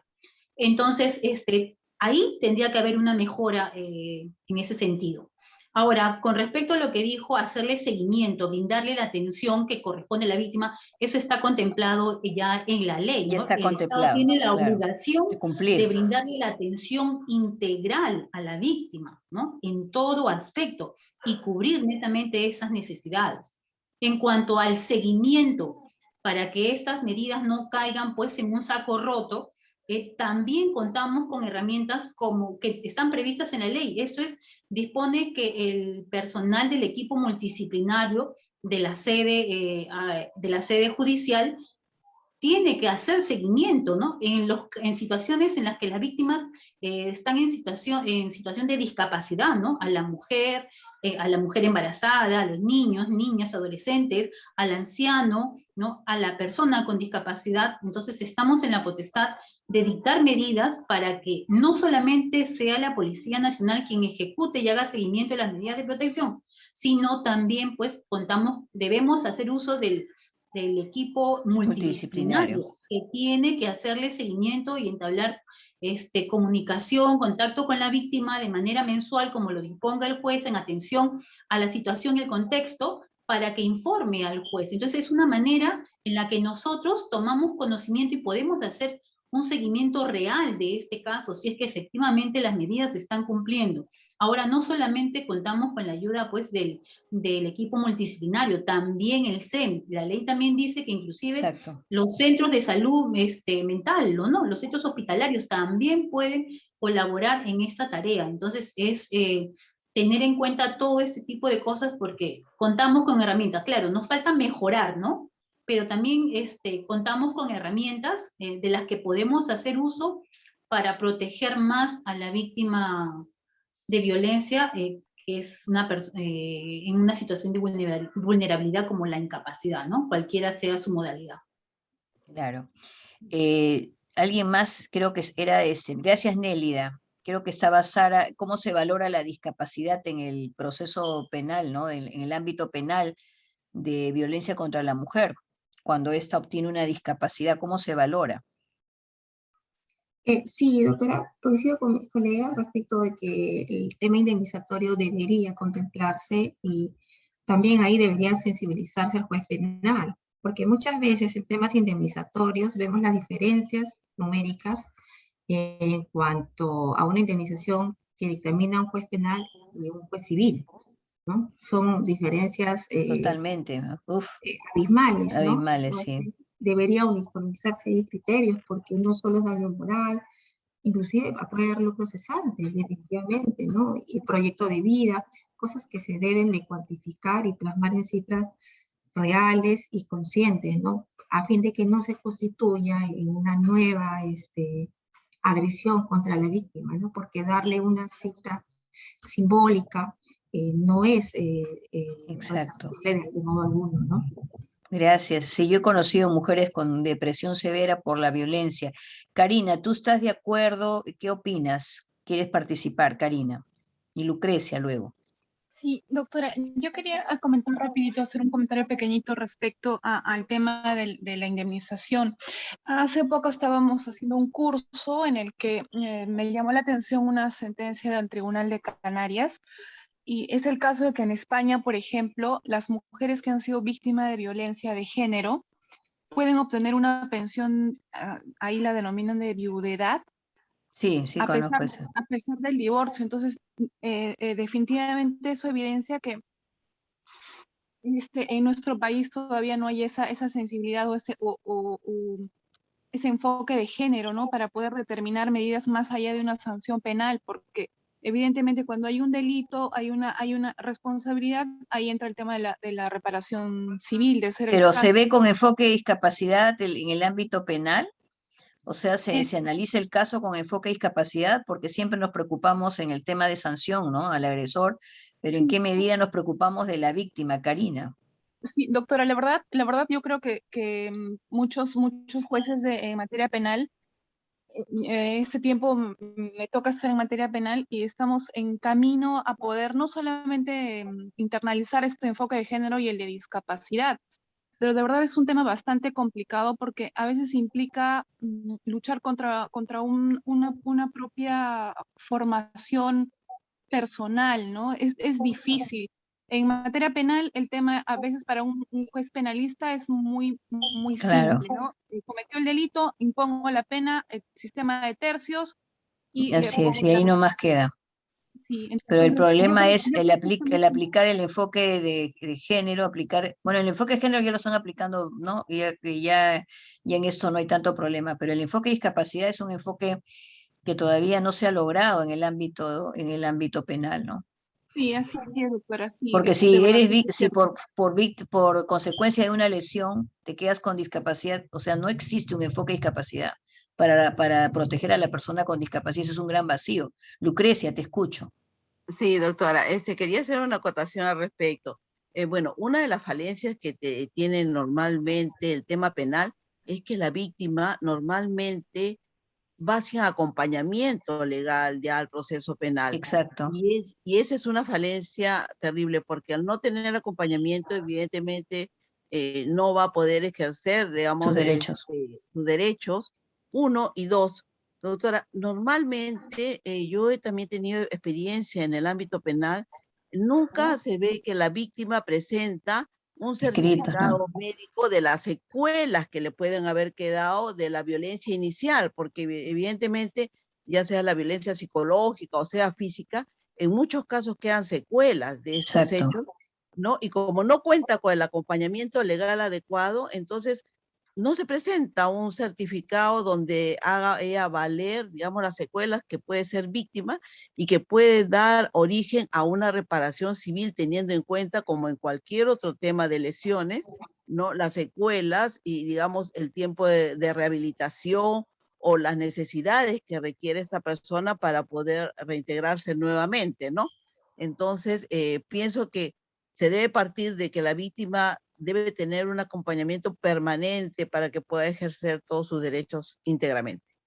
Claro, y eso se llama, si tiene discapacidad, un apoyo, ¿no? Un Sí, apoyo, exacto. así es. Muchísimas gracias. Lucrecia, te escucho. Sí, yo soy la que acabo de intervenir, doctora. Lucrecia, muchas gracias. Entonces, quedaría claro, ¿alguien más quiere intervenir? Creo que dije una tercera persona que no le di el uso de la palabra. Bueno, entonces quedaría claro que todavía tenemos, podrían bajar su manito si no me confundo, gracias. Ya, quedaría claro que ese tema está pendiente en nuestro país, ¿no? El enfoque de discapacidad en el ámbito penal, porque en el ámbito tutelar está muchísimo más claro, ¿no? Aplicamos el enfoque interseccional, las medidas adecuadas, existe el sistema de remisión del texto único ordenado a los otros sistemas de protección, es decir, tenemos un mayor bagaje normativo para poder otorgar las medidas de protección a las personas y a las mujeres con discapacidad, ¿no? Sobre todo tratándose de niñas, niños y adolescentes con discapacidad y mujeres con discapacidad. Bueno, ahora pasamos a otro tema de reflexión de la noche. Julia, ¿me podrías decir cuántos minutos me quedan? Yo tengo 7:41. Bueno, el tema de reflexión antes de terminar esta noche es cómo abordamos la violencia contra las personas adultas mayores con discapacidad, mujeres adultas mayores con discapacidad. También vuelvo a decir, no podemos decir ancianito, viejito, abuelito, no, eso es peyorativo. El término correcto es persona adulta mayor, tampoco de la tercera edad, ni de la cuarta, que es quinta, eso no es jurídico, ¿no? El término ya la convención también lo establece, igual anteponer el término persona. Estadísticamente, no tengo en este momento las estadísticas en la diapositiva, pero estadísticamente el 10.3% es el grupo de personas con discapacidad a nivel nacional, pero son las que están registradas. Hay un gran número de niños, niñas y adolescentes que no han sido inscritos, no tienen documento nacional de identidad, no tenemos todo el registro completo de las personas con discapacidad. Y bueno, y hay unos que nunca llegan a inscribirse, ¿no? No los llegan a inscribir. Pero otro problema muy serio es el otro porcentaje, que es el 11% de personas adultas mayores en nuestro país, donde estamos hablando que el 70% de este grupo etario tiene discapacidad o discapacidad múltiple. Estas personas adultas mayores víctimas de violencia con discapacidad básicamente son víctimas de un tipo de violencia muy común, que es la violencia por abandono y la violencia económica. En la próxima clase vamos a ver casos, ya que he seleccionado 2 casos para analizarlos con ustedes, sino que primero quería conocerlas y conocerlos y hacer esta reflexión, esta lluvia de ideas, ¿no? Pero vamos a tratar estos tipos de violencia de manera puntual, análisis de casos para poder darle soluciones a estos casos, y todos ellos son reales, ¿no? Unos han sucedido dentro del país y otros se han presentado fuera de nuestro país. Bueno, pero el tema que les estaba diciendo de la persona adulta mayor con discapacidad es un porcentaje bastante alto, de acuerdo a las estadísticas del Centro de Emergencia Mujer, de acuerdo a las estadísticas, ellos son víctimas de violencia, en primer término psicológica, luego física, luego económica y por abandono. Y por abandono se ha tipificado de manera particular en la Ley 3490 y su reglamento, tiene su propio tratamiento. Entonces, volvemos a la pregunta. En el caso de la persona adulta mayor, ¿cuáles serían las medidas de protección idóneas tratándose de violencia por abandono? ¿Estaríamos en un sistema parecido al del niño, de aplicar medidas de protección reforzadas? cómo funcionan las medidas de protección a favor de la persona adulta mayor en situación de abandono o víctima de cualquier tipo de violencia. Está dentro del grupo de las medidas de protección que establece el texto único ordenado, la 3364, o estamos en el caso de las otras medidas que el juez pueda dar. Eugenio, Flor. A ver, Carlos, Erika, Giovanna, Gladys, a ver, vamos a ver, para ver si están presentes. Patricia, Yameli, Stephanie, Silvana, Sheila, Sandro, Ruth, Nélida. Acá estoy, profesora. Acá sí, Ruth. Ya, Ruth, ¿qué opinas, Ruth, con las personas adultas mayores?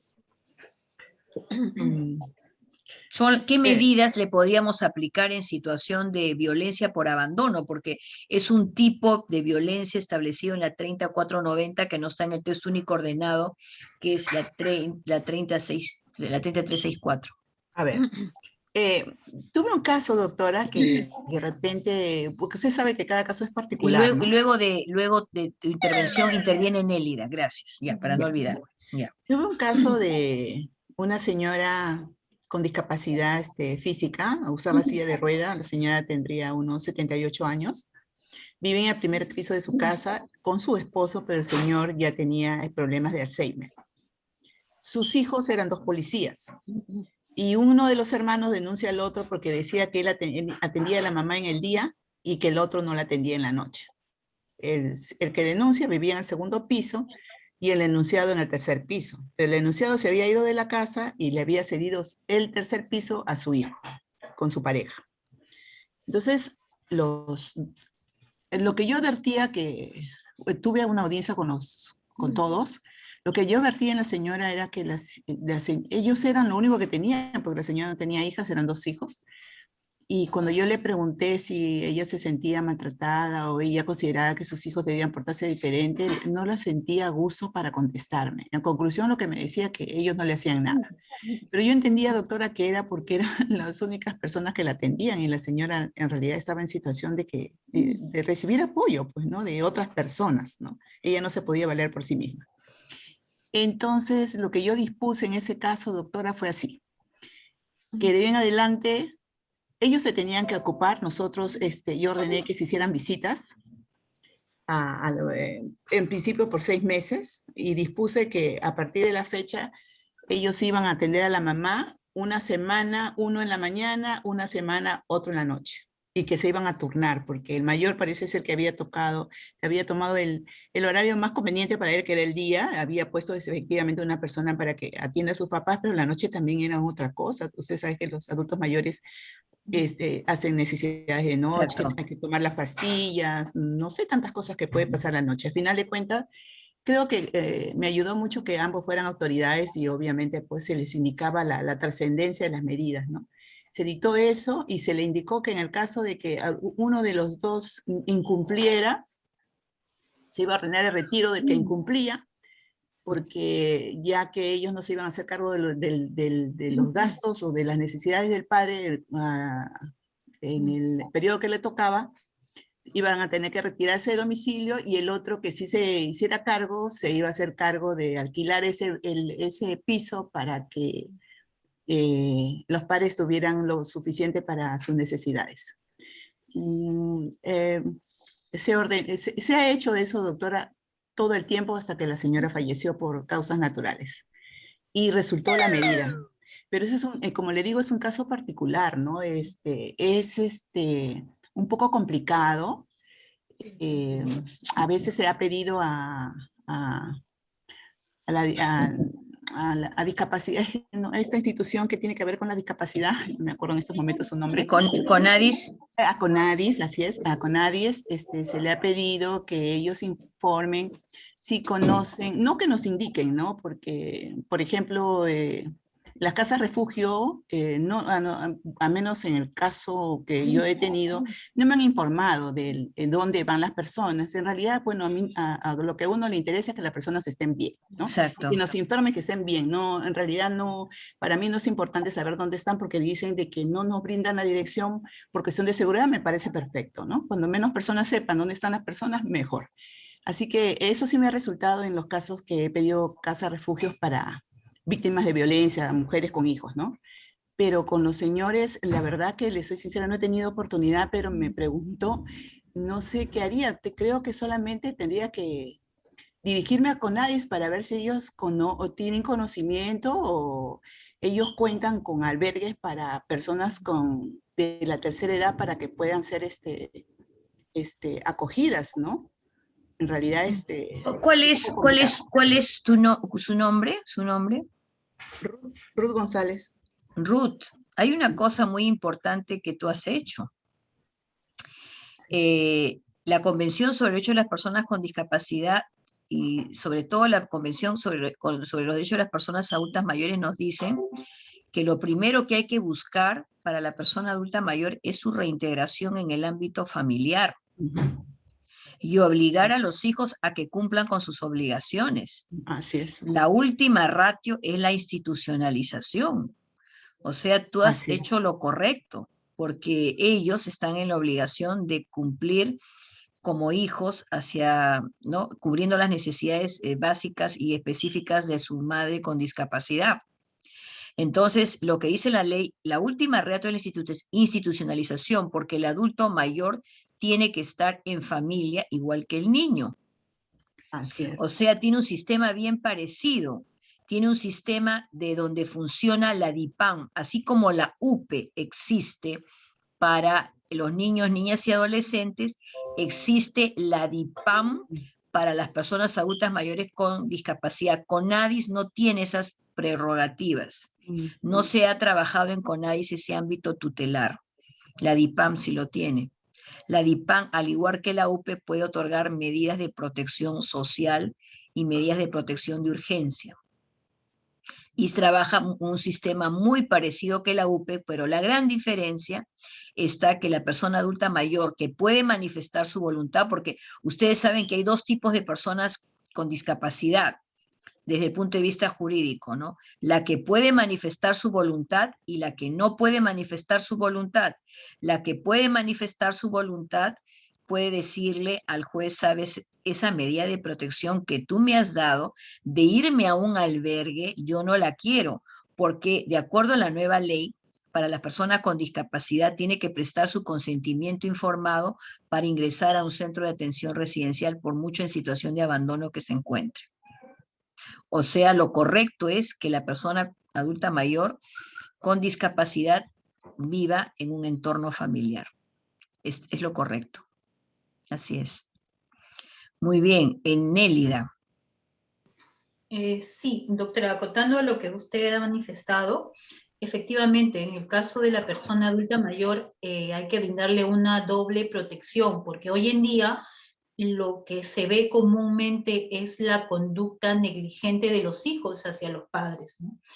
Han olvidado la obligación que tienen ellos hacia sus progenitores, ¿no? Dejándolos muchas veces en estado de abandono, ¿no? En la que tienen que estar viviendo estas personas de la ayuda de los vecinos, cuando no debe ser así, ¿no? Hijos muy negligentes en las que solamente se preocupan de ir a ver a los padres de vez en cuando, dejándolos pues a su propio,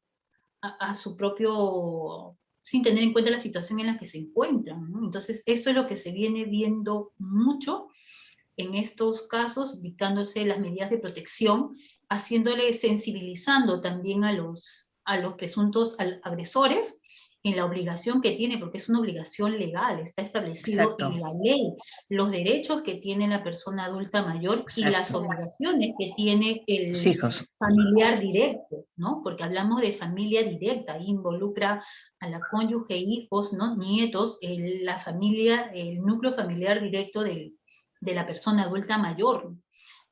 y que involucra muchos derechos, ¿no? No solamente en satisfacer sus necesidades básicas, sino las visitas, el apoyo, el facilitar un ambiente en el que el adulto mayor continúe viviendo al lado de la familia, en la que no haya violencia. Son muchos derechos que tiene el adulto mayor y que muchas veces los hijos desconocen, ¿no? Y se les hace recordar las obligaciones e inclusive las medidas de protección como asignación económica de emergencia. También es necesario darle en ese Exacto, eso caso. es buen punto, la medida de la asignación económica de emergencia, porque eso es, lo que calza, ¿no? O sea, es una medida que calza perfectamente para la persona adulta mayor. Y también, ¿qué pasa si es víctima de violencia económica? El caso de que el adulto mayor ha tenido patrimonio y los hijos quieren internarlo para quedarse con su patrimonio, o simplemente no lo atienden y están detrás de él para que ya reparta la herencia, ¿no? Ese es un tipo también de violencia económica, ¿no? Entonces, Exactamente. ese es otro Y tema. Cuando eso es tiene lo que se ve. discapacidad, ¿no? Aprovechan de la persona adulta mayor con discapacidad, de la mujer adulta mayor con discapacidad, que estadísticamente es la que más sufre violencia, porque miren, una reflexión de la noche, antes de irnos, ¿en qué medida la ficha de valoración de riesgo de la persona, de la persona adulta mayor nos sirve para resolver adecuadamente los casos de violencia contra ellas? ¿En qué medida la del niño, niña y adolescente?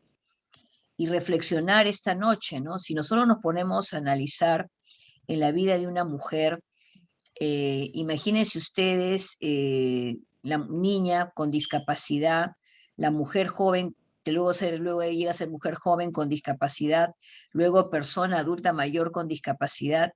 Entonces, todo el ciclo de vida que vive esta mujer está imbuida de violencia, ¿no? Realmente es necesaria la actuación del Estado, ¿no? Totalmente necesaria, ¿no? Sí, Entonces, doctora, y cuando hablamos de fichas de valoración de riesgo en el caso de la persona adulta mayor, no, hay muy pocos parámetros que exacto. no son de utilidad para poder determinar la situación de riesgo real en la que se encuentra, porque a diferencia de la ficha de valoración de la mujer en pareja o expareja, en la que tiene muchos ítems y son claros, Exacto. pero en el caso del adulto mayor o en el caso de los niños o niñas, No existe. No, es muy poco. Más que todo, nosotros nos tenemos que Claro. tomar en cuenta el contexto y otros elementos más para Claro. poder valorar el riesgo en todo caso, ¿no? Y Claro. dictar las medidas. Por esa razón, en el caso del niño, niña, adolescente, es importante aplicar esa tabla de valoración de riesgo que ha aprobado el Ministerio de la Mujer por resolución ministerial, donde se establecen dos tipos de indicadores: los indicadores de afectación en el niño y los indicadores de cómo reacciona, cuáles son los comportamientos parentales de la familia de origen, ¿no? Entonces, es complejo. Lo que hemos hecho esta noche es conversar sobre aplicar el enfoque de interseccionalidad, con básicamente el enfoque de discapacidad con género y otros factores de vulnerabilidad, para darnos cuenta que las soluciones son bastante distintas y responden a diferentes marcos normativos, ¿no?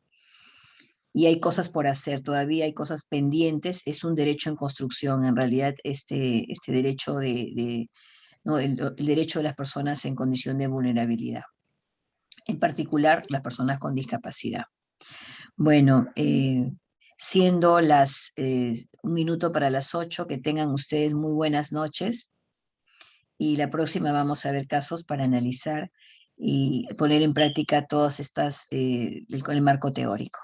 Muchísimas gracias por su participación y buenas noches a todas y todos. Gracias, doctora. Gracias, doctora. Buenas Doctora, Gracias, doctora. Gracias. Muy buenas noches. Buenas Muchas noches. gracias, Evelia. Muchas gracias a todos los que han participado. Nada, sigan avanzando, por favor, con lo que les he indicado en el WhatsApp de todos los módulos. Tienen esta semana. Aprovechen, ya queda poquito, así que la idea es que no pierdan el curso. Nada, que te pasen unas buenas noches. Hasta luego. Gracias, buenas noches. Saludos con todos. Buenas Buenas noches, noches. gracias. Con todas. Hasta luego.